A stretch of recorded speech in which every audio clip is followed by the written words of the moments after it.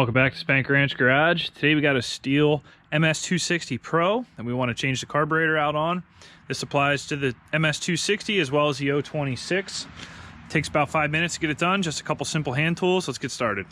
You're gonna need a T20 Torx, flathead screwdriver, a deep 8mm or a wrench, and some needle nose. Start off by going underneath the saw here, grab the back handle screw, take that out, flip your air filter cover lever, slide that off. This will come forward and pop out. Now you can access throttle linkage. 2 flathead screws hold the air filter on. Pop the filter straight out. Little tidbit, the choke mechanism on these saws is in the air filter, so it's good to just flick that, make sure that actually works. All right, now pull your 2 carb retaining nuts off. Grab your needle nose, grab a hold of the fuel line underneath here, pull it straight out carefully. You don't want to tear it up. Some fuel dumps out, whatever. And then make sure your throttle linkage is free from the trigger, just like that. And I just grab carefully in here and wiggle the carb on out.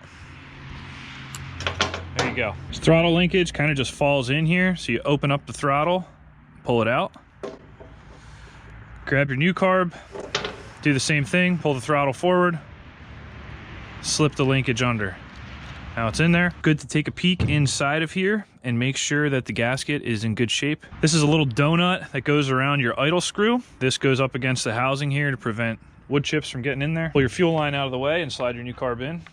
Bring your throttle linkage back over, attach it, give it a test, make sure the carb opens like it should.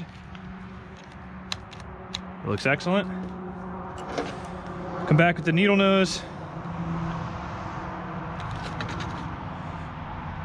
Slide that fuel line on. Retaining nuts. Now grab your handle cover. You'll notice it has a tab up front here. This drops into a hole and then it leans back. Make sure your throttle linkage is in before you drop this on. This cover actually retains that linkage, so it's very easy for it to fall out. Drop that into place, bring it down. The throttle linkage attached, everything looks good there. Since I'm in here, I'm gonna put a fresh air filter on it anyway.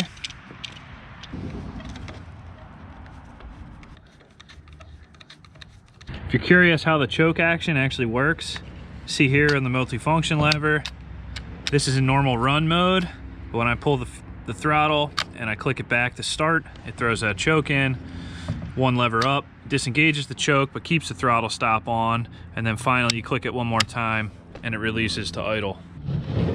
Finally, drop your air filter cover back on. It's got a couple of grooves you got to fall into there.